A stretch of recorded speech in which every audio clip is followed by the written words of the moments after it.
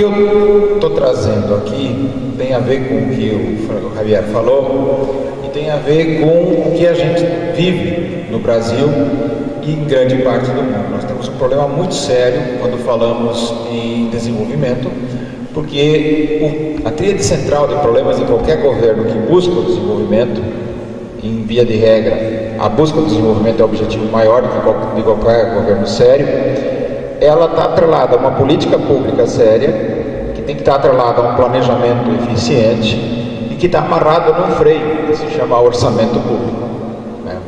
Para quem não sabe, no orçamento público da União, nesse ano, 42% está destinado para o pagamento da dívida interna do governo federal, estadual e municipal. E uma enormidade de dinheiro está indo para a saúde, 3,28%. Por isso que a saúde no Brasil é linda, né? Perfeita. Para a educação, 3,58%. Para a segurança, 2,8%. E 42% para pagar banco. Então aí temos um problema. Enfim, eu vou tentar rapidamente, não estranha, aqui tem 72 slides, não vou trabalhar tudo isso, discutir o que vem a ser o desenvolvimento, qual é a relação disso com a política pública e com o planejamento. O Javier já apontou alguns destes elementos relacionados ao desenvolvimento, que eu agora vou repassar e puxar o gancho com a questão do planejamento e da política pública. O que é o desenvolvimento? É um processo de mudança, de transformação, de fatores, de ações que você executa hoje para obter uma mudança futura. É algo que indica um projeto de sociedade ou de civilização. Nós temos um problema de marco civilizatório, muito bem mencionado pelo Javier. Eu brinco com os meus alunos de economia dizendo o seguinte: a gente, nesse mundo em que está posto, é valorizado por aquilo que tem, não por aquilo que é. Isso gera uma inversão tão grande de valores que nós somos tão egocêntricos que a gente pensa assim: eu, mais uma vez eu de novo, meu cachorro e depois você. Certo? É o egocentrismo ao extremo. E esse marco civilizatório está posto. O mundo está sob pressão. Na virada do século retrasado, 1900, certo? O mundo tinha 1 bilhão, 1,5 bilhão, rapidamente chegou a 2 bilhões, e apenas em 100 anos nós botamos 5 bilhões e 300 milhões de seres a mais no planeta. Ferrou. Em 1972, um dos maiores pensadores brasileiros e latino-americanos, chamado Celso Furtado, ex-ministro do Planejamento do governo João Goulart, que foi caçado pela ditadura, que foi respeitado no mundo inteiro. Aqui ele não servia, ele foi dar aula numa universidade meia boca chamada Harvard, para quem não sabe, a melhor universidade do mundo.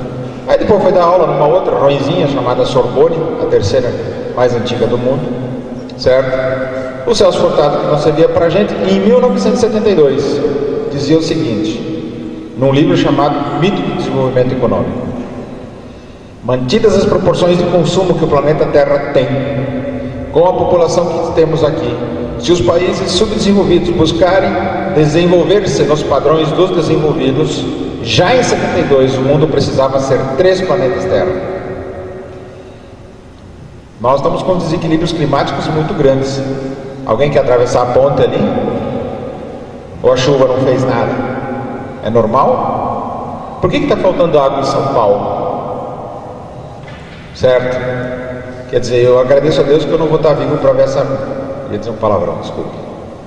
Então, precisa mudar esse nosso marco civilizatório, a nossa forma de pensar a sociedade.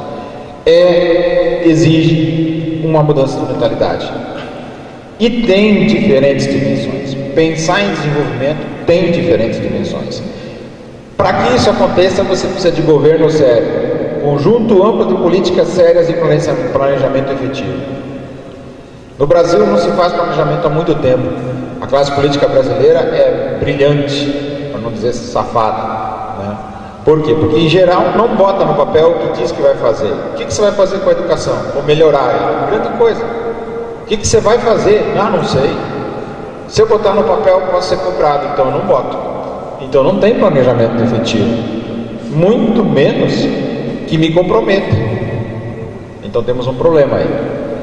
Bom, o desenvolvimento tem 5 grandes dimensões. Uma é social humana, outra é institucional, político-cultural, outra é econômica, outra é ambiental e a tecnológica. São as grandes dimensões do desenvolvimento. Porém, na verdade, elas se agregam em 4, que são absolutamente integradas, cujo final deve ser, o principal alvo deve ser o desenvolvimento social humano, onde a política pública é uma ferramenta e o planejamento é um comprometimento. Eu digo aonde eu quero chegar, com que ações vou fazer, tanto número de escolas, vou contratar tanto número de professores, vou isso ou aquilo. O que o político faz? Não, eu vou melhorar a educação. Mas me diz como? Não, eu saio pela tangente. Então, o que é o desenvolvimento? É um processo que envolve 4 grandes dimensões agregadas. A primeira delas é cultural, político e institucional.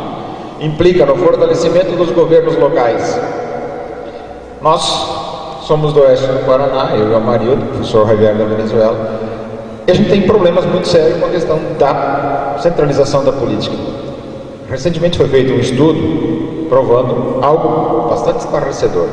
De cada R$100 que sai de Toledo e vai para Brasília, Toledo é uma das principais cidades do estado do Paraná, tem 135 mil habitantes.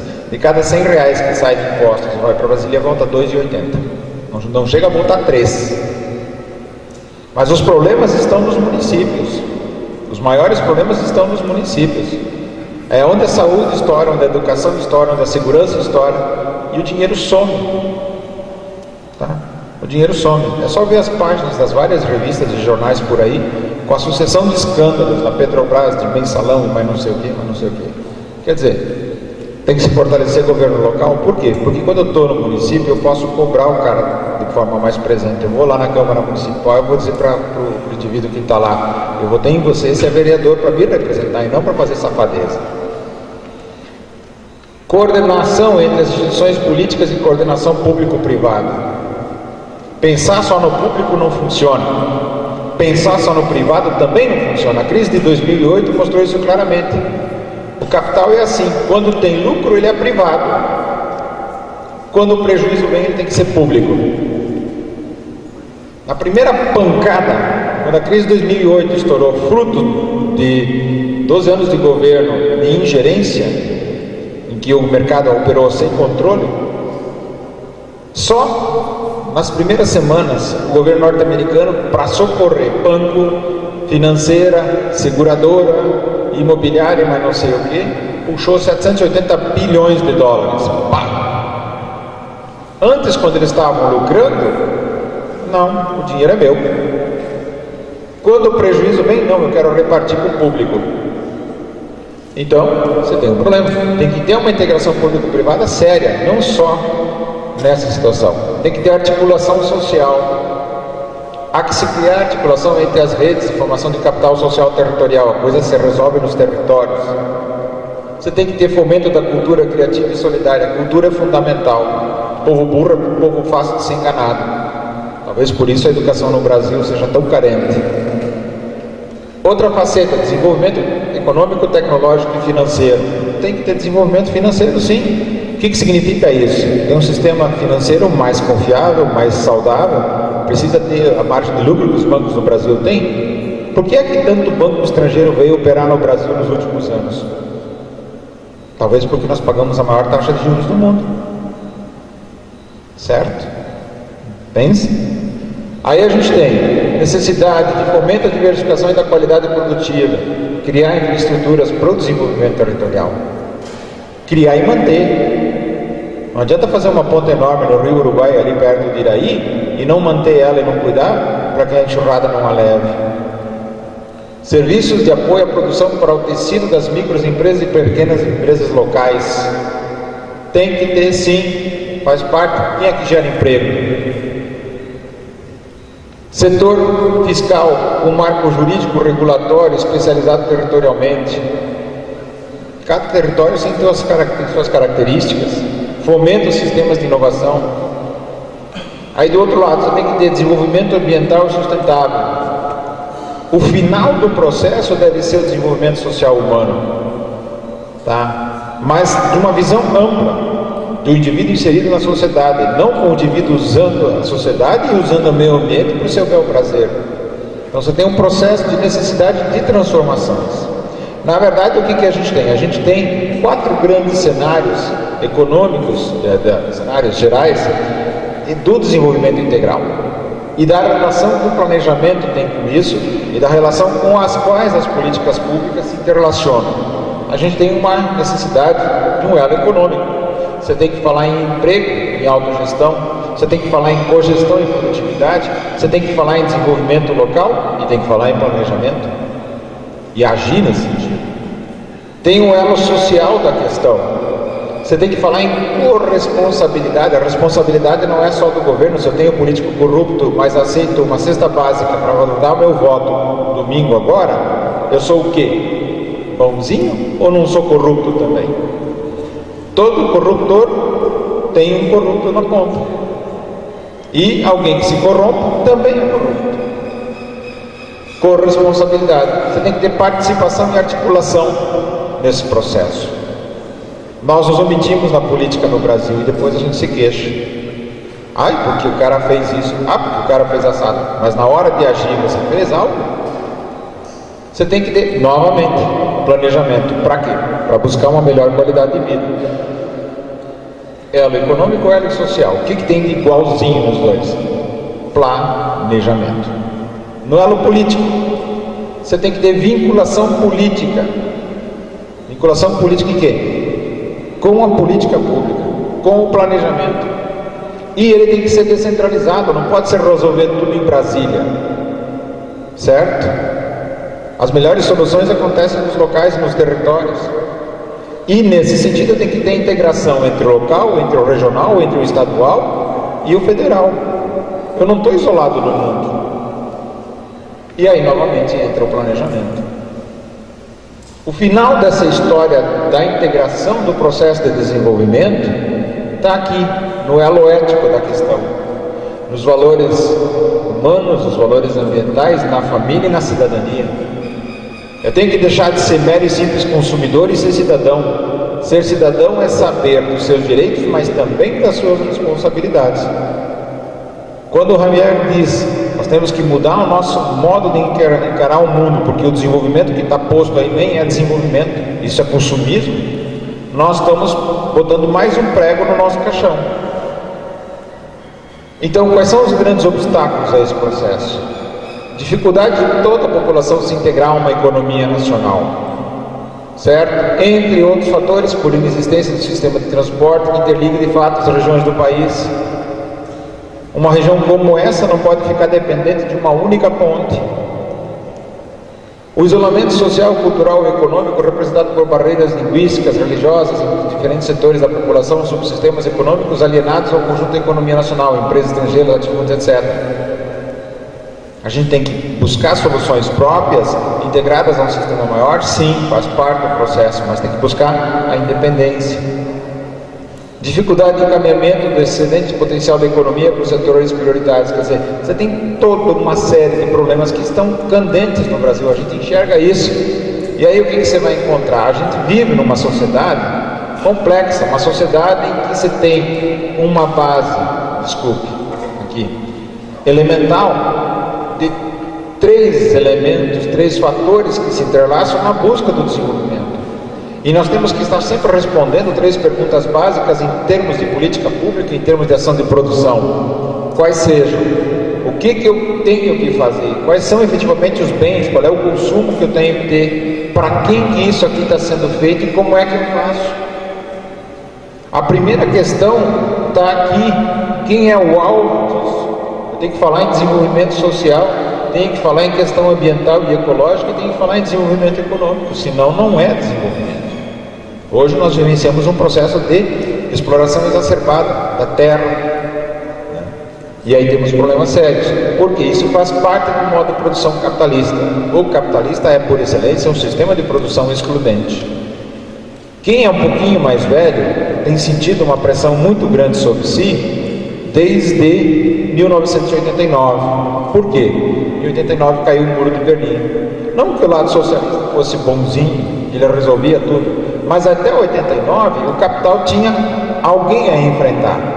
Então, se o capital não dava alguma coisa e o outro de lado de lá pressionava, o capital acabava tendo que dar. Ele dava os dedos para não perder a mão. De 89 para cá, o capital está solido na parada, sozinho. Faça o que quer, deita e rola. Quem não se encaixar vai ficar fora.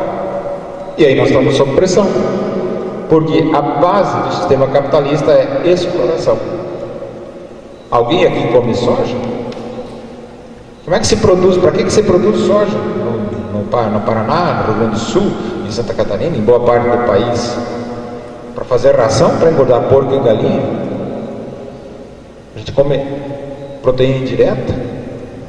Num sistema tecnoprodutivo que foi chamado de Revolução Verde, que criou uma série de problemas e dependências. A gente exporta a soja. Beleza. Precisa exportar, em média, de 17 a 25 toneladas de soja para importar 1 tonelada de sal químico de remédio básico, e nós não temos tecnologia para produzir aqui.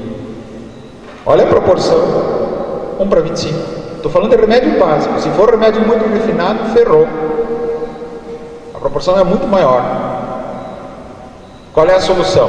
Vou falar uma coisa que todo mundo sabe: educação. Se investe bem em educação no Brasil. A gente vê as coisas acontecer constantemente. O problema da educação é que ela é a grande resposta, mas ela leva tempo para se consolidar como resposta. O que você investir hoje, tu vai colher frutos em 25 anos. Não é para agora, é uma transição. Bom, nesse cenário, o que a gente vivencia? Aquele fenômeno que eu mencionei, quer dizer, já em 72, o Celso Furtado dizia: olha, o planeta é pouco para o jeito que a gente está consumindo ele. Nesse processo, o desenvolvimento e a prática de uma política pública deve ser voltada para essa inter-relação básica, que é econômica, social e ambiental, cujo centro não é econômico, cujo centro não é social, cujo centro não é ambiental. O centro é o sustentável, que é a inter-relação desses 3 elementos. E esses 3 elementos se dividem em outros. A sustentabilidade, ela acontece numa política séria, numa ação séria que envolve o econômico, o social e o ambiental, mas envolve as instituições, a política e a cultura. É isso que a gente chama de sustentabilidade ampliada. E a sustentabilidade ampliada é fundamental para o desenvolvimento. O que a gente encontra no final desse processo? A gente encontra o seguinte: o que somos hoje, certo, na busca do desenvolvimento, só é alcançado com política pública séria e planejamento. E a política pública séria passa pelo seguinte: eu tenho que necessariamente identificar quais são efetivamente as demandas da minha população. É saúde? É educação? Como é que eu resolvo isso? Porque no começo da exposição estava escrito lá: tríade de problemas centrais da economia.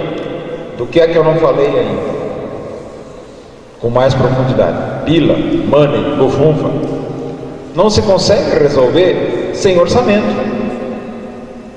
E o orçamento, ele é discutido em função das demandas da sociedade, mas em função da capacidade dos governos terem dinheiro para fazer frente a essas demandas. Como é que eu faço uma transformação num país de alta concentração de renda como o nosso? Criando um programa, uma política séria de redistribuição. Mas para isso eu preciso arrecadar. Mesmo o presidente Lula, quando eleito no primeiro mandato, que tinha popularidade imensa, não mexeu na ferida principal, que é a chamada reforma tributária. Foi feito um remendo e não se resolve a questão. Por quê? Nós temos uma elite que concentra grande parte da renda nacional.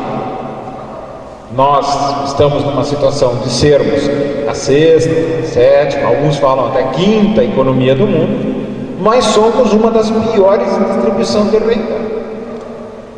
Então, falar em desenvolvimento, falar em política pública séria, passa necessariamente por uma mudança de concepção, qual seja, nós somos uma nação, tem gente que é rica, mas tem um bando, uma população muito grande de pobres que precisam ser inseridos. Não é fazer política simples de dar, é ensinar a pescar. A ferramenta para isso é a educação. Agora, educação de longo prazo, continuada de qualidade, cria um indivíduo mais cético, um indivíduo mais sério, um indivíduo que percebe as coisas e que não engole qualquer sapo. Não se deixe enganar. É só vocês acompanharem os nossos desempenhos em concursos internacionais de educação. Excepcionalmente a gente ganha uma coisa, senão a gente leva um cacete danado. Por quê? Porque se eu educar, eu crio um calo no meu pé.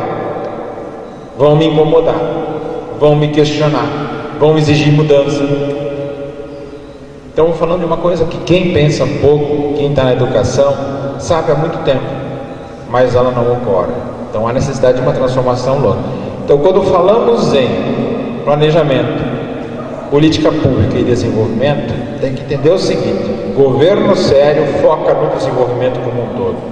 E desenvolver não é só crescer economicamente, é melhorar a condição de vida da população, via educação, via saúde, via transporte, tudo isso que a gente conhece que o Brasil hoje é carente, o que é um contrassenso. Como bem disse Francisco, nós estamos na América Latina com riquíssimas fontes de recursos naturais e não achamos soluções, inadmissível. Estamos buscando opções que consigam nos colocar num cenário de transformação. E não venho dizer que, por exemplo, na Europa está tudo resolvido. Você vai lá para a Europa hoje, todo mundo, o padrão de desenvolvimento da Alemanha, que beleza. Se você for turco, migrado na Alemanha, você está trabalhando lá, teu piso salarial vai ser de 400 a 600 euros. O que é que você faz na Europa com o alto custo e padrão de vida com 600 euros? Mas a Alemanha é desenvolvida, sim, numa base de exploração de trabalhadores simples lá na ponta. A Espanha é o objetivo de muito migrante brasileiro. É um dos países que está com a maior crise. Então, veja, como é que isso acontece? Num cenário de transformação em que nós precisamos agir. Infelizmente, a ação de longo prazo passa pela educação. Infelizmente, por quê? Porque leva muito tempo. Mas ainda assim não se investe o que se deveria investir. Acabou de sair a classificação internacional de universidades. Até muito pouco tempo atrás a gente tinha duas universidades brasileiras entre as melhores do mundo, que é a Unicamp e a USP. Entre as 100 melhores, 115, até 115 melhores, uma coisa assim. Não temos mais. Faz diferença? Claro que faz. Tu está importando toda a tecnologia. Tudo que você faz é tecnologia de outro. Então, pensar em desenvolvimento passa por isso, mas passa acima de tudo pelo aquilo que já dizia o Celso Furtado: não adianta crescer explorando, depredando, depauperando exaustivamente a mãe terra, a Gaia, porque sem ela a gente não vive. A tríade de fatores econômicos principais de qualquer sistema produtivo é terra, entre aspas, recursos naturais, trabalho e capital. Tu não faz nada se faltar um deles. Você pode até conseguir dar uma disfarçada, mas nós precisamos. Veja o que está acontecendo em São Paulo, o pessoal está sem água. Biologicamente, quantos dias uma pessoa vive sem água? Se estima que numa média de 3 dias. Sem comida, uma semana, 2, depende um pouquinho da resistência, 4 dias que tu fica sem água. 19 milhões de pessoas estão sem água, por um excessivo desmatamento, depauperação de toda a área do sudeste do país. Então, pensar em desenvolvimento, pensar em política pública passa pela questão educacional, passa pela questão econômica, mas acima de tudo passa pela sustentabilidade ampliada, que nós vimos antes, envolve o ambiente aqui, ó. A A preservação ambiental é fundamental. Então a gente tem que buscar soluções. Aí é que é difícil. O sistema é um sistema de produção explorativa. Política pública séria tem que levar em consideração o sistema, sim, tem que considerar a produção, sim, mas tem que considerar a própria manutenção do ser humano. Aí, eu já escutei a seguinte frase de um grande capitalista da minha região: ah, mas o senhor exerce um sistema de produção altamente explorativo do meio ambiente, o senhor não está preocupado com os problemas que seu filho vai ter e o seu neto? Eu não, eles que se lixem, eu quero viver bem hoje. Eu, mais uma vez eu, e eu de novo. E o pior é que esses indivíduos vão para o Congresso, financiam campanhas de outros indivíduos quaisquer, que se elegem deputados federais e senadores, e esses vão estar lá representando de fato os interesses da sociedade brasileira ou os interesses desses lobbies. Então, quando falamos em planejamento, desenvolvimento e políticas públicas, há que se pensar nisso como um conjunto. O final do cenário é o desenvolvimento na visão ampliada dele. E esse desenvolvimento envolve as pessoas. E as pessoas precisam mudar a sua forma de ver o sistema, como também precisam mudar o sistema. Então, a longo prazo, nós temos um grande desafio no Brasil. Somos um país de absolutos contrassensos. Quinta, sexta maior economia, uma das piores distribuições de renda do mundo. Isso é feio. Feio não só porque vivemos em Brasília, porque é pobreza, tem muita pobreza nesse país. Eu sou gaúcho radicado no Paraná desde 71. Quando a gente entra nesse estado, falamos sempre do Rio Grande do Mar, a gente puxa, dá uma respirada, até o ar é diferente. Mas quando você vê cidades com as quais você conviveu na infância, hoje, sem opções, sem capacidade de gerar um processo de crescimento e de desenvolvimento para sair de situações até de miséria, você fica se perguntando, como dizia o Renato Russo, que país é esse? Obrigado.